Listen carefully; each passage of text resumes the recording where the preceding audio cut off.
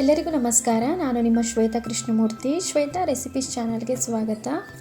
ಇವತ್ತಿನ ವಿಡಿಯೋದಲ್ಲಿ ಸಿಂಪಲ್ ಆಗಿರುವಂಥ ಒಂದು ಟೊಮೆಟೊ ರಸಮ್ ಇಲ್ಲ ಟೊಮೆಟೊ ಸಾರು ಅಂತನಾದರೂ ಕರಿಬೋದು. ಅದನ್ನು ನಾವು ಈಸಿಯಾಗಿ ಯಾವ ರೀತಿಯಾಗಿ ಮಾಡ್ಕೊಳ್ಳೋದಂತ ನೋಡೋಣ.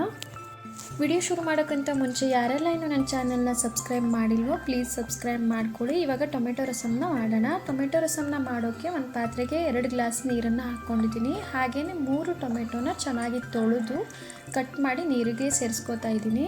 ಹಾಗೆಯೇ ಒಂದು ಮೀಡಿಯಮ್ ಸೈಜ್ ಈರುಳ್ಳಿನ ಕೂಡ ಟೊಮೆಟೊ ಜೊತೆನೇ ಕಟ್ ಮಾಡಿ ಹಾಕ್ಕೊಂಡಿದ್ದೀನಿ. ಹಾಗೆಯೇ ಇದ್ರ ಜೊತೆ 1 ಸ್ಪೂನು ಜೀರಿಗೆ, ಸ್ವಲ್ಪ ಹುಣಸೆ ಹಣ್ಣು ಮತ್ತು ಸ್ವಲ್ಪ ಕೊತ್ತಂಬರಿ ಸೊಪ್ಪು, ಕರಿಬೇವಿನ ಸೊಪ್ಪು, 10ರಿಂದ 12 ಕಾಳುಮೆಣಸು, 2 ಹಸಿಮೆಣಸಿನ್ಕಾಯನ್ನು ಕೂಡ ಸೇರಿಸಿ ಇದನ್ನು ಚೆನ್ನಾಗಿ ಬೇಯಿಸ್ಕೋಬೇಕು. ಇವಿಷ್ಟನ್ನು ನಾವು ಚೆನ್ನಾಗಿ ಬೇಯಿಸ್ಕೋಬೇಕಾಗುತ್ತೆ ರಸಮ್ ಮಾಡೋಕ್ಕಿಂತ ಮುಂಚೆ. ಯಾರಿಗೆಲ್ಲ ಕಾಯಿ ಸಾಂಬಾರು ಇಷ್ಟ ಆಗಲ್ವೋ ಅವರೆಲ್ಲ ಖಂಡಿತ ಈ ಟೊಮೆಟೊ ರಸನ ಒಮ್ಮೆ ಟ್ರೈ ಮಾಡಿ ನೋಡಿ, ತುಂಬಾ ಚೆನ್ನಾಗಿರುತ್ತೆ. ಇವಾಗ ಇವಿಷ್ಟು ಚೆನ್ನಾಗಿ ಬೆಂದಿದೆ, ನೀವೇ ನೋಡ್ಬೋದು ಎಷ್ಟು ಚೆನ್ನಾಗಿ ಸಾಫ್ಟ್ ಆಗಿದೆ ಅಂತ. ಇವಾಗ ಇದನ್ನು ಒಂದು ತಟ್ಟೆಗೆ ಹಾಕಿ ಎತ್ತಿಟ್ಕೋತಾ ಇದ್ದೀನಿ. ಬೇಯಿಸ್ಕೊಂಡಿರುವಂಥ ಟೊಮೆಟೊನೆಲ್ಲ ಎತ್ತಿಟ್ಕೊಂಡ ನಂತರ ಉಳಿದಿರೋ ಟೊಮೆಟೊ ನೀರನ್ನು ವೇಸ್ಟ್ ಮಾಡೋಕ್ಕೋಗ್ಬೇಡಿ. ಅದರಲ್ಲಿ ನಾವು ಟೊಮೆಟೊ ರಸಮ್ನ ರೆಡಿ ಮಾಡ್ಕೊಳ್ಳೋಣ. ಉಳಿದಿರೋ ಟೊಮೆಟೊ ನೀರಿಗೆ 1/4 ಸ್ಪೂನಷ್ಟು ಅರಿಶಿನ, 1 ಸ್ಪೂನಷ್ಟು ಖಾರ ಪುಡಿನ ಹಾಕ್ಕೊಂಡು ಚೆನ್ನಾಗಿ ಮಿಕ್ಸ್ ಮಾಡಿ ಇದನ್ನು ಕುದಿಸ್ಕೋಬೇಕು. ಖಾರ ಪುಡಿ ಬೇಡ ಅಂತಂದರೆ ನೀವು ಸ್ಕಿಪ್ ಕೂಡ ಮಾಡ್ಕೋಬೋದು. ನಾವು ಮುಂಚೆನೇ ಕಾಳುಮೆಣಸು ಮತ್ತು ಹಸಿಮೆಣಸಿನ್ಕಾಯಿನ ಹಾಕಿದ್ದೀವಲ್ಲ, ಹಾಗಾಗಿ ಇವಾಗ ತಣ್ಣಗಾದ್ಮೇಲೆ ಇದನ್ನು ಒಂದು ಮಿಕ್ಸರ್ ಜಾರ್ಗೆ ಹಾಕಿ ಇದನ್ನು ಚೆನ್ನಾಗಿ ರುಬ್ಕೋಬೇಕು.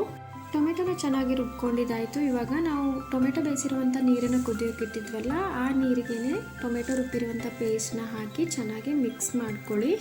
ಟೊಮೆಟೊ ಪೇಸ್ಟ್ನ ಸೇರಿಸಿ ಚೆನ್ನಾಗಿ ಮಿಕ್ಸ್ ಮಾಡ್ಕೊಂಡ ನಂತರ ಮತ್ತೆ 1.5 ಗ್ಲಾಸ್ ನೀರನ್ನು ಹಾಕ್ಕೋತಾ ಇದ್ದೀನಿ. ನಾವು ಟೊಮೆಟೊ ರುಬ್ಬಿರುವಂಥ ಮಿಕ್ಸರ್ ಜಾರ್ಗೆ 1.5 ಗ್ಲಾಸಷ್ಟು ನೀರನ್ನು ಹಾಕಿ ಇದಕ್ಕೆ ಸೇರಿಸಿ ಮತ್ತೆ ಇದನ್ನು ಚೆನ್ನಾಗಿ ಮಿಕ್ಸ್ ಮಾಡಿ ಇದನ್ನು ಕುದಿಸ್ಕೋಬೇಕಾಗುತ್ತೆ.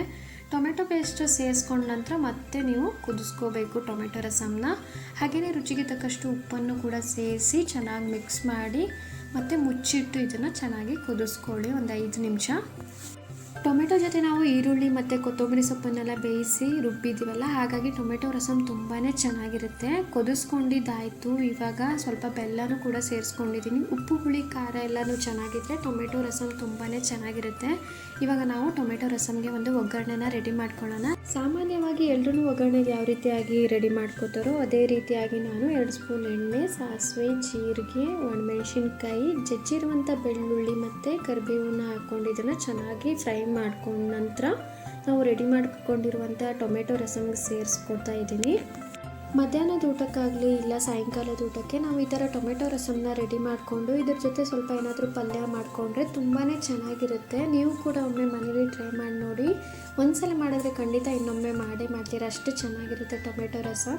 ಹಾಗೆಯೇ ಇವತ್ತಿನ ಈ ಟೊಮೆಟೊ ರಸಮ್ ರೆಸಿಪಿ ನಿಮ್ಮೆಲ್ಲರಿಗೂ ಇಷ್ಟವಾದಲ್ಲಿ ಶ್ವೇತಾ ರೆಸಿಪೀಸ್ ಚಾನಲ್ನ ಲೈಕ್ ಮಾಡಿ, ಶೇರ್ ಮಾಡಿ, ಸಬ್ಸ್ಕ್ರೈಬ್ ಮಾಡೋದನ್ನು ಮಾತ್ರ ಮರಿಬೇಡಿ.